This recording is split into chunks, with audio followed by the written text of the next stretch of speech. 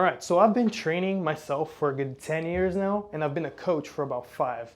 And a reoccurring theme that I kind of see in the fitness industry happen very often is that people make the argument that they're getting injured, they're getting hurt because of old age. In specific, bodybuilders, and in specific, they get hurt mostly outside of the gym as opposed to doing the movements in the gym that you would think are more intense on their bodies, therefore giving them a higher probability of getting injured.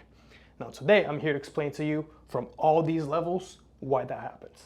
We're going to talk here in 4 different levels. We're going to talk at the movement level, the connective tissue level, the muscular level, and then finally at the joint level.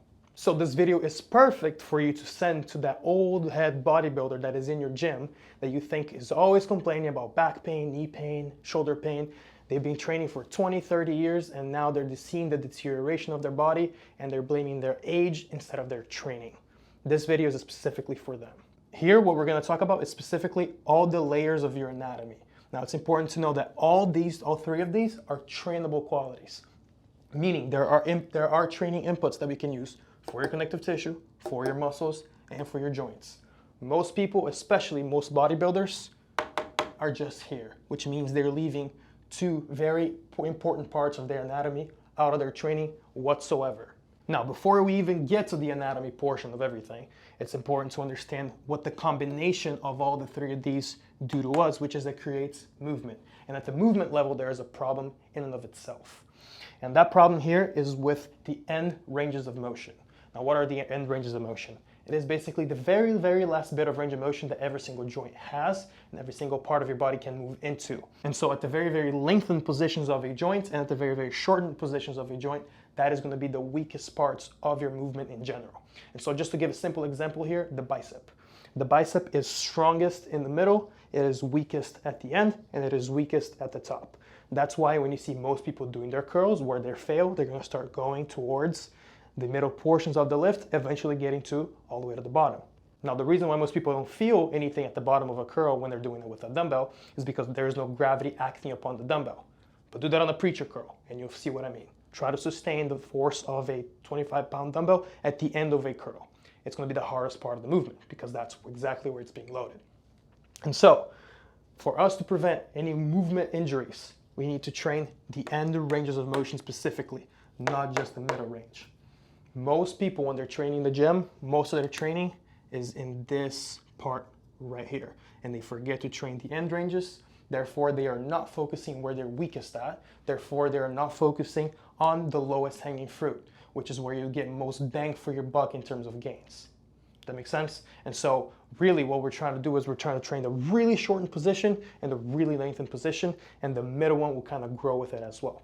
And so what that eventually would look like when you did train your end ranges of motion is that the graph would look a little bit less steep. This would be not as tall. So it would look more or less like this. Everything will kind of be more evened out. Now, even if you do train your end ranges, they will end up being the weakest portions of your ranges of motion. However, the goal is to always make it as even as possible. Now, remember, every time you get an injury, you only get injured because you are weak in that position. That's how an anatomical injury is created. And so by strengthening the parts where you are weakest at, you decrease the likelihood that you're going to put yourself, you're going to load yourself in a range of motion that you're not prepared to load in. Therefore, you decrease the chances that you're going to load this portion right here, which is exactly where an injury will happen. Cool? So cleared up with the movement part. I want to make sure that you guys understand why we need to be training end ranges in the first place. That in and of itself, without even talking about any anatomy stuff, that alone would help you stop getting injured so often. Now, let's talk about the first layer of anatomy that we have here on the board today, which is the connective tissue part. Most people know the connective tissues as being your tendons, your ligaments, your cartilage, but it's important to understand that your connective tissue also runs in between your muscle fibers, not just at the ends of it, which is where it's depicted mostly in anatomy books. So normally, you have a muscle belly like this, boom, boom, and with all the muscles here. That's how usually you see it in the books. And then most books portray the connective tissue as being here and here, attaching to some sort of bone structure at the end. Now we know there's connective tissues in between all these muscle fibers as well.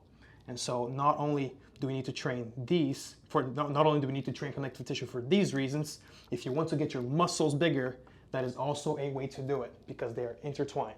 Now, the problem with bodybuilding in specific is that not only do they not do connective tissue biased specific exercises. They focus mostly on muscular exercises, which the difference of those exercises we can get into later. But most of them, the real problem starts when there is steroid use, which obviously is something that most bodybuilders are taking, especially competitive ones. Because then what happens is your muscles, they get too big for the connective tissues. And so what happens here is all this red stuff that you see is all these muscle fibers pulling on the strings of connective tissue in between their muscle fibers. Now, they're all like this, right? They're all facing up. Whenever your muscle contracts, they pull on the connective tissue and they pull it down. Does that make sense? They kind of, and then it turns into this. So this is like a time. This is before contraction, this is after contraction. What happens when the red gets too long and too big and the black remains the same? The black snaps. And therefore you have an injury in that place. This can also happen whenever you place speed into a movement. So any fast contractions also make it so that the red pulls on the black faster, which increases the chances of it ripping out. And so most injuries, they're not at the muscular level. When you say you pulled a muscle, what you're really talking about is the connective tissue within the muscle, not necessarily the muscle itself. And so by making this black, which is the connective tissue that the muscle sits on, thicker, stronger, bigger, making it more resilient, more rigid through training, that's exactly how we make these muscle fibers be able to pull on something sturdier.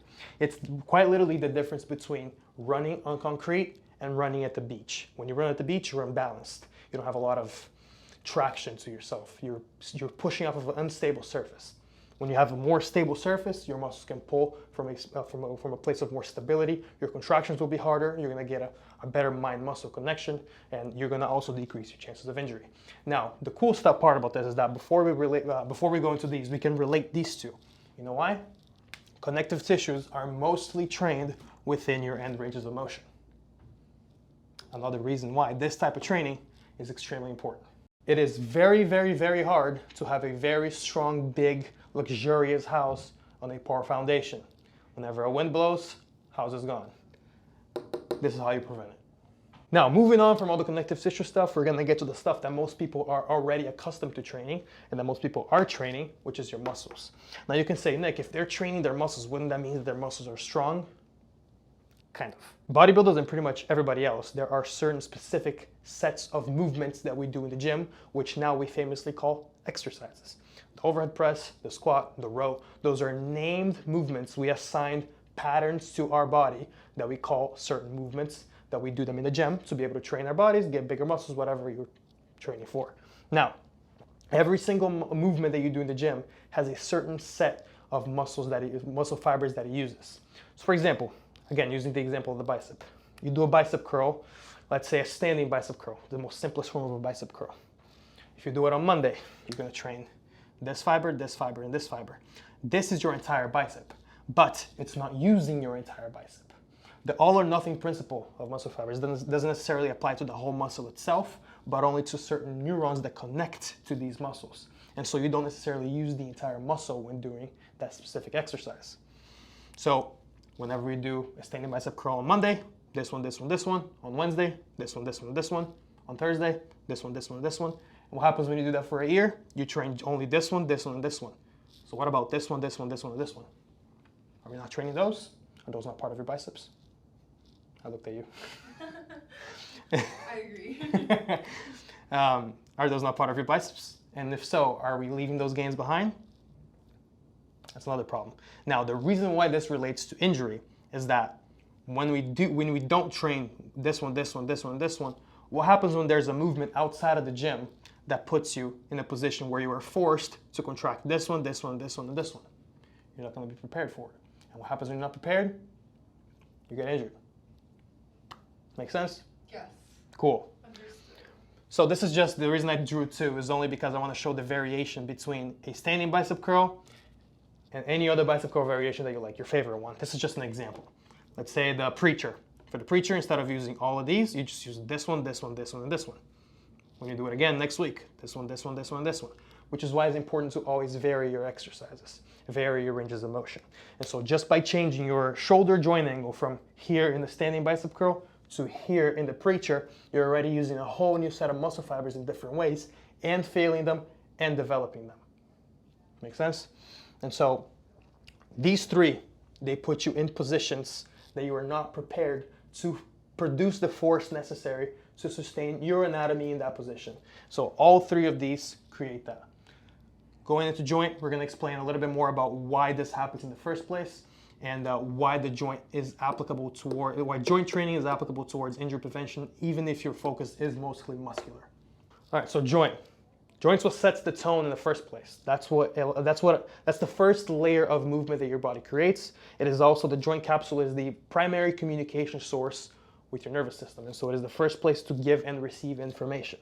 And so what I drew here, what my assistant thought it was fetuses, which I'm not an artist, I am a strength coach, but I did my best. This represents a joint workspace.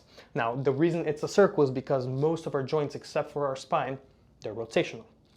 Now, with that being said, when we do a complete shoulder movement, it looks like a circle. When we lose a little bit of that range of motion through not giving our body the inputs necessary to maintain those ranges of motion, we lose a little bit of it, which for this one is this part. And then we keep doing that for another 10 years, and we lose this one. And then we do that for another 20 years, and we lose all of this. Eventually, our range of motion becomes this. The reason why old people can't move is not because they're old. It's because they haven't given their body the communication necessary to maintain their ranges of motion over time. Now, why is this important for bodybuilders getting injured?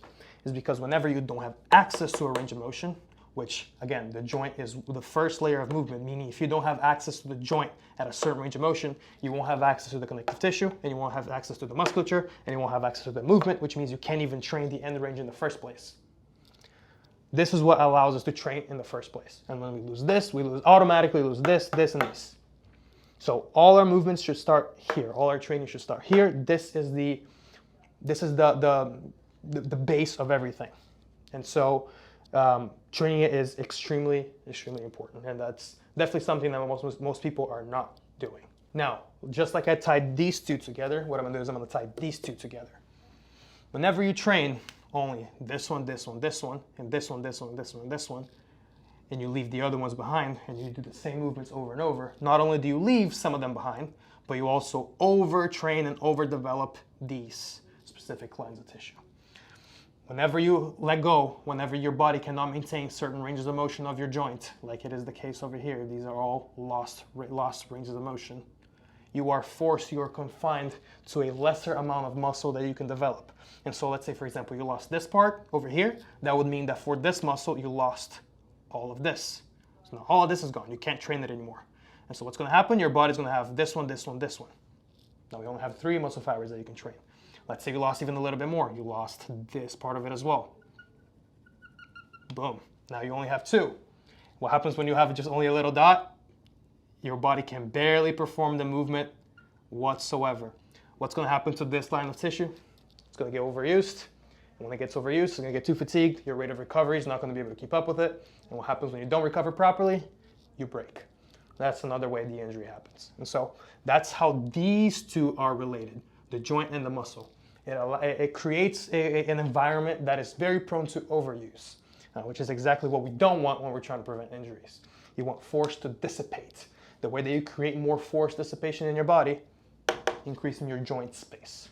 So in addition to all of this, I have 2 stories to tell that are going to prove my point exactly by the end of the video. Story number 1 is the very first recent story that gave me the idea to make this video in the first place. Just a few days ago, I was training, I was doing my Olympic lifts on the side of the gym, and I was talking to an older bodybuilder, very respectful guy, very, very good bodybuilder, trains a bunch of people in my gym.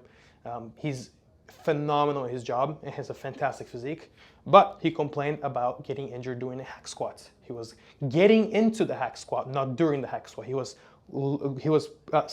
taking a seat into the hack squat to be able to perform the movement, and he tweaked his knee. And then following the tweaking of the knee, he said it hurt to get out of his truck, it hurt in the gym, it hurt just in daily life. And that gave me the idea to talk about in this video. And so most likely what happened to him is that he put himself into a vulnerable position that he was forced to contract in, especially in the middle of training when your body is warm.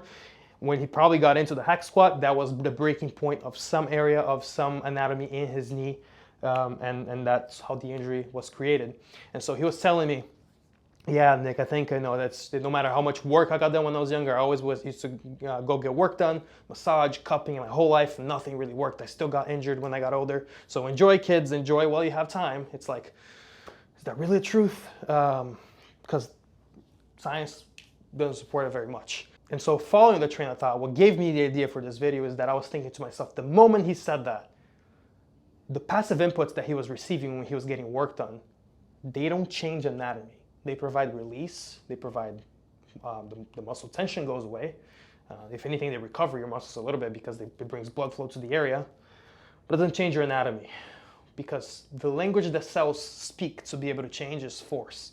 And how do you apply force? Is through an active input, so training, not work done. And so the only real way to really change your anatomy is by producing force and creating force in the tissues that you want to adapt in the specific ways that we need them to adapt.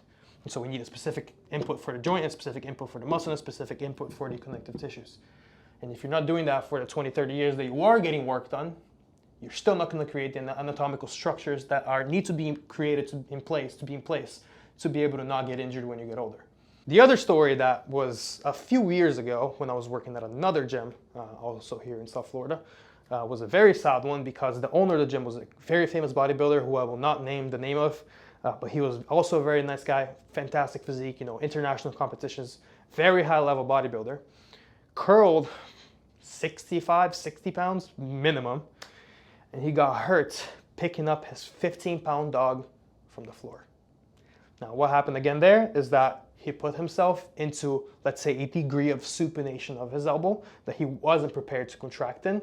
The muscles from the years of steroid use were too big for the connective tissue in the biceps in that position, and he picked up the dog. They were not prepared, snapped. And so he had a connective tissue level injury. And so again, if he had trained the connective tissue instead of getting the work done over the 20, 30 years, even with steroid use, the collagen synthesis would have been enough to strengthen these connective tissues and at least make them a little bit thicker and a little bit more prepared to handle picking up a 15-pound dog when he's in his 30s. And so is age really the problem, or is it the improper training within them getting older that is the problem? That is the question that I'm trying to answer here.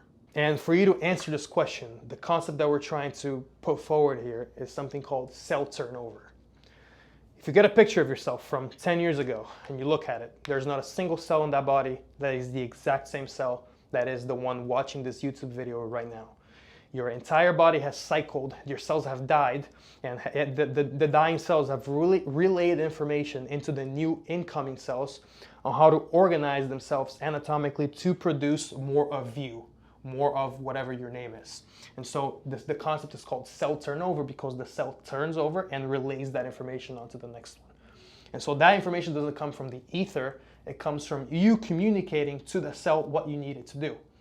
And so, for example, let's say within the 20, 30 years of someone training in the gym, they never once communicated to their body that they need to maintain this part of their joint by using it. And so let's say you never use this part of the joint for the 20 years of training.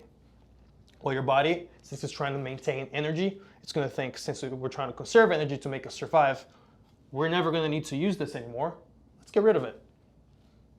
Why would we keep it? It's not being stimulated. Let's get rid of it. And then that happens over and over and over and over again. By the way, same thing happens at the muscle level, same thing happens at the connective tissue level. And eventually you lose the ranges of motion and you lose your ability to train things and you lose your ability to move. Therefore, it creates a more prone environment to the injury. And so what this means is that you are reoccurring going through a process of communicating, telling your body through your movement, you're automatically self-selecting what your body is going to prioritize and maintain over time.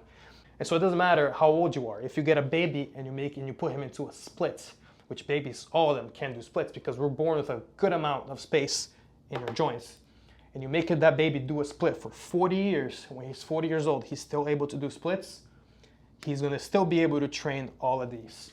You're going to communicate to the cells that we are able and we should maintain those ranges of motion and we should keep them strong because they are being used, that you are being required to use them by our external environment, which in this case for us is training.